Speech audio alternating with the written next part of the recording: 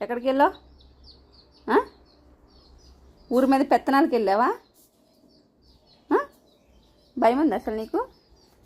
Gate తీసుకుంటూ వెళ్ళిపోతావు. ఏంటి ఆడవడి?